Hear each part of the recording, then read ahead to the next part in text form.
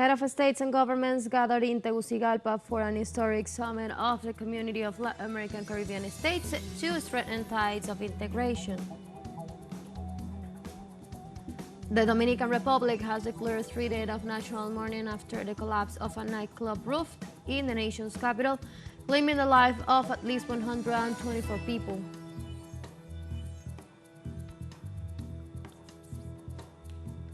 Argentina's General Confederation of Labor and other social organizations rallied on Wednesday in support of retirees prior to the general strike in rejection of the policies of President Javier Milei.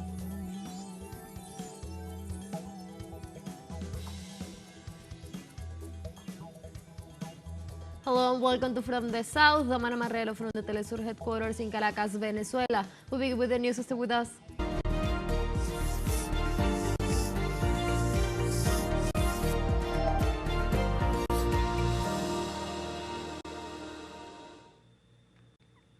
Honduras has the head of state and governments for the 9th summit of the Community of Latin American Caribbean States, CELAC, to address economic and social solutions in the face of the crisis caused by capitalism. With the presence of the President of Brazil, Mexico, Colombia, Uruguay, Cuba, and Honduras, the meeting takes place in the midst of the tariff war declared by the President of the U.S., Donald Trump. In addition, the presidents will build an agenda to face global challenges such as the trade war. Likewise, during the day, the president of Honduras, Xiomara Castro, is expected to hand over the pro tempore presidency of the bloc to her Colombian counterpart, Gustavo Petro.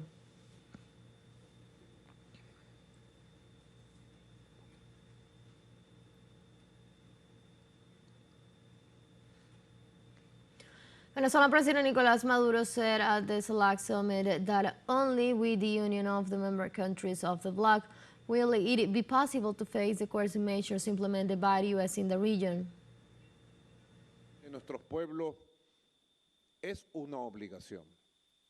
The union of our peoples is a must, and need to be built on the basis of the heritage that we have been able to create and accumulate, of proposals. The CELAC must take up again, with force, the Council of Ministers meetings, as Honduras did during its extraordinary presidency. I congratulate President Xiomara Castro and Honduras for the virtuous leadership she has shown to reactivate the joint councils of ministers in the fields of economy, health, education, science and technology, but councils of ministers that contribute with experiences and ideas for shared action.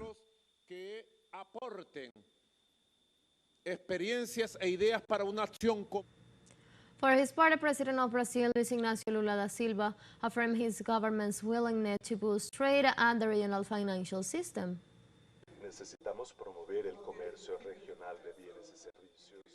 We need to promote regional trade in goods and services, its diversification and increasing facilitation. In order to expand our trade, my government is committed to reactivating the agreement on reciprocal payments and credits of the Latin American Integration Association and expand the system of payments in local currency. Integrate transportation, energy, and telecommunications networks over short distances, reduce costs, and encourage synergies between productive chains. Brazil has been promoting 5 South American integration routes that will link the Caribbean, Atlantic, and Pacific. Strengthening regional financial institutions such as the Development Bank of Latin America and the Caribbean Development Bank and FAMPLATA is essential to ensure that these projects come to fruition. Moreover, Colombian President Gustavo Petro stated that no Latin American government should accept that its citizens be treated as criminals and sent to prisons in El Salvador. It's not whether those jails should be there or not. What I do criticize is that no migrant should go to any of those jails, because they would be treated as criminals and as slaves, and they are not. They are human beings, and Latin America cannot lower the flag of human dignity. Human dignity was what made us be born as republics and not as monarchies. If we forget that part of history, which is the same of that of the United States except for Canada, we then forget what the very concept of human dignity means. Furthermore, the president of Bolivia, Luis Arce, emphasized the importance of consolidating the organization as a platform for political cooperation in order to find its own solutions to the challenges that the region faces. In a world characterized by geopolitical transitions, economic inequalities, and threats to democratic stability, CELAC must consolidate itself as a platform for political cooperation where our voices are heard, without external interference, and where we can provide our own solutions to the challenges we face. It is important that as a region we reaffirm the indispensable role of multilateralism, effective and not testimonial, in the importance of strengthening our participation in these international forums to promote cooperation, solidarity, and sustainable development. During her speech at the 9th CELAC Summit, Mexican President Claudia Sheinbaum stressed that Latin America and the Caribbean must work together to strengthen national integration. Today, 15 years after the first meeting of this community, we find ourselves in a very different international situation. These are times of radical changes in world trade that affect our countries. Each of us, with legitimacy, seeks the best for our peoples and nations. However, I believe that today, more than ever, is a good time to recognize that Latin America and the Caribbean require unity and solidarity from their governments and their peoples, in order to strengthen a greater regional integration, always within the framework of mutual respect and compliance with the sovereignty and independence of our countries and the trade agreements that each of us may have. Likewise, during his speech, Cuban President Miguel Díaz-Canel urged the member countries to work together for the well-being, peace, and security of the people of Latin America and the Caribbean. At a time when the world is experiencing an escalation of tensions, of an increase in armed conflicts and of unconventional wars, as well as of a deepening of inequalities, social exclusion, and poverty, it is crucial to join efforts and work together for the well-being, peace, and security of the Latin American and Caribbean peoples. It is urgent to expand cooperation, to identify projects beneficial to our nations and to take advantage of the complementarities of the economies of the region. To achieve that, it is essential to agree on our positions, to defend the historical consensus of the community and to identify shared visions in other issues of interest for our nations. To speak as one voice in international forums will always be an important contribution to the struggle of developing countries for the implementation of an international, democratic, fair, equitable and respectful order and the sovereign equality of all states. President Xiomara Castro stressed the need for countries of the region to build a future together in the face of new global realities. Presidents, we cannot continue to walk apart when the world is reorganizing itself without us.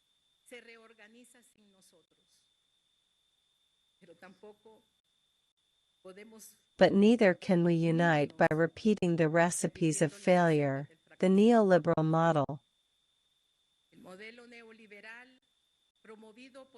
promoted by the Washington Consensus in the 90s, predatory and exclusive,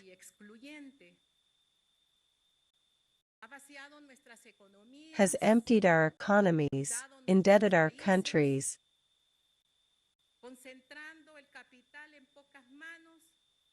concentrated capital in a few hands and privatized public services.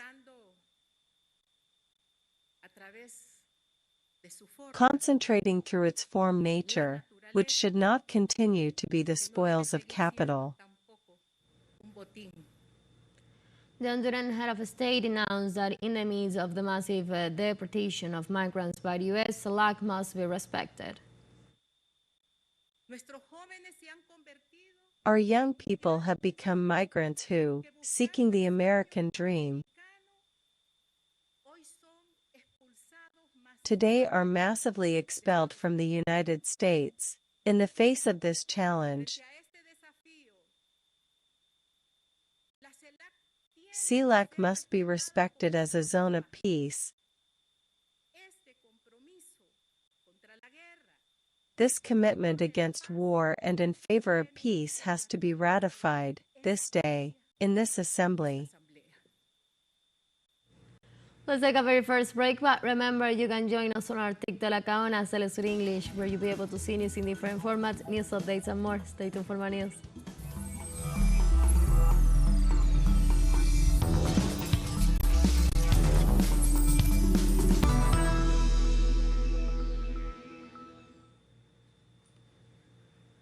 Welcome back to From the South. The Dominican Republic has declared a 3-day of national mourning after the collapse of a nightclub roof in the nation's capital, claiming the life of at least 124 people. The most recent briefing by the director of the Emergency Operations Center, Juan Manuel Mendez, confirmed the rising death toll as well as the passing of merengue singer Ruby Perez, whose body was taken out early on Wednesday morning. The incident, which also caused the death of Montecristi Governor Nilsi Milagros Cruz Martinez, has led to the suspension of many official, legislative, and political activities in solidarity with victims and their families.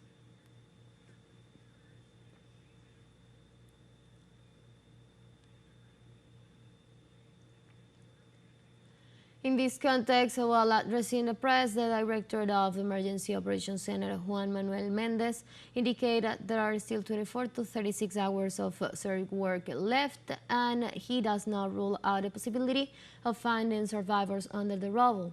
All national emergency resources and institutions have been mobilized to assist in the search that has been supported of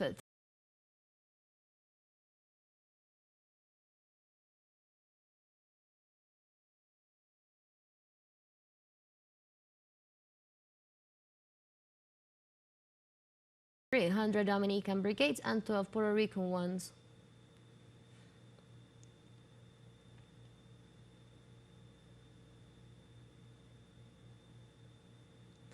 Argentina's General Confederation of Labor and other social organizations rallied on Wednesday in support of the retirees prior to the general strike in rejection of the policies of President Javier Milei. The demonstration took place in front of the National Congress and other places in the country under slogans such as Milei adjusted that the retirees will not pay for your loading. The protesters demand the increase of pension and accuse the president of trying to condemn millions of senior citizens to poverty with unconstitutional government policies. The social organizations and the retirees called for a general strike on Thursday, April the 10th.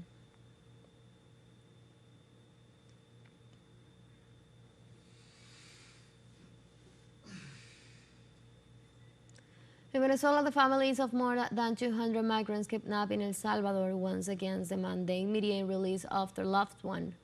The families of the victims gathered in front of the UN headquarters in Caracas to ask the international organization to mediate with the government of Nayib Bukele for their repatriation. Amy shouted out freedom and their relatives and carrying banners with their photographs. Those persons who came from all parts of the country hand over a letter in which they demand that the UN lead to the way for justice to be done and for them to be returned.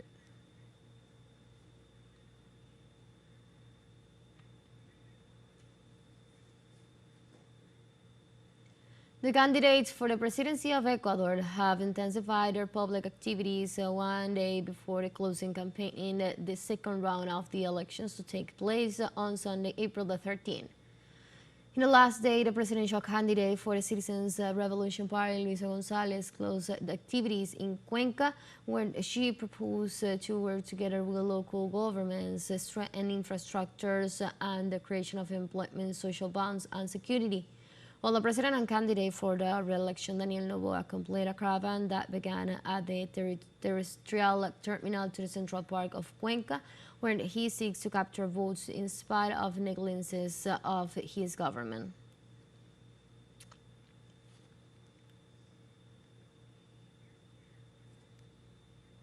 Let's take a last break, but before we invite you to visit our Facebook page at teleSUR English. There you'll be able to watch our top stories, special live coverage, and much more. Follow our page and activate the notification button to stay up to date on the world's recent events. A financial break, don't go away.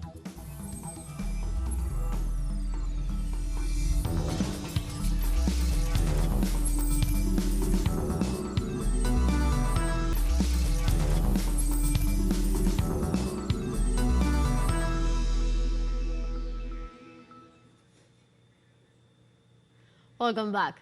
China announced on Wednesday a retaliatory adjustment to its tariff rates on U.S. goods following Donald Trump's recent measures against the Asian nation. According to the Chinese Finance Ministry, the tariff will increase from 34% to 84% as the next April the 10th. The government body described Washington's actions as a mistake and a violation of the rights and interests of the country, undermining the multilateral trade system. On the other hand, Beijing urged the Trump administration to revise the measures right away, which it considers are being implemented to exert pressure on the Asian nation.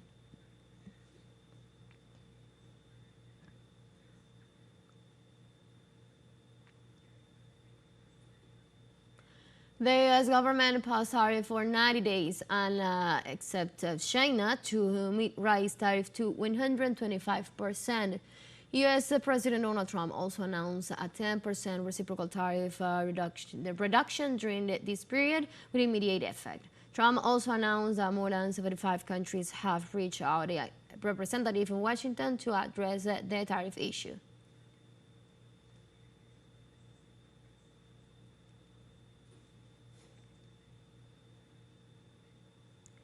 In this context, China's Ministry of Commerce said on Wednesday that the country has filed a lawsuit against the U.S. with the World Trade Organization despite the settlements mechanisms following the latest U.S. tariff hikes.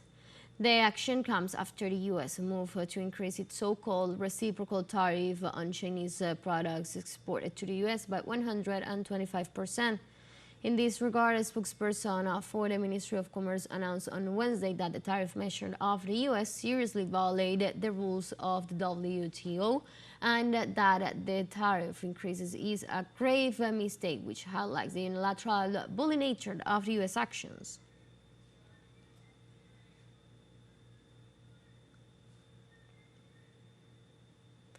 And Russia intercepted and destroyed more than 150 Ukrainian drones intended to be executed in the territory in a massive attack.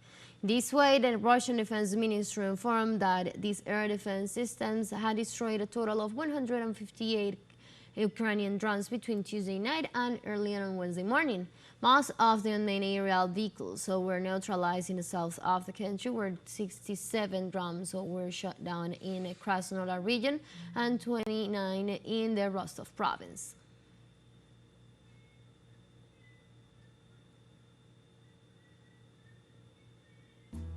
We have come to the end of this news brief, but you can find these and many other stories on our website at telesurenglish.net. You can also join us on our socials. We're on Facebook and X and on Instagram as well. For teleSUR English and from the south, I'm Ana Marrero. Thank you for watching.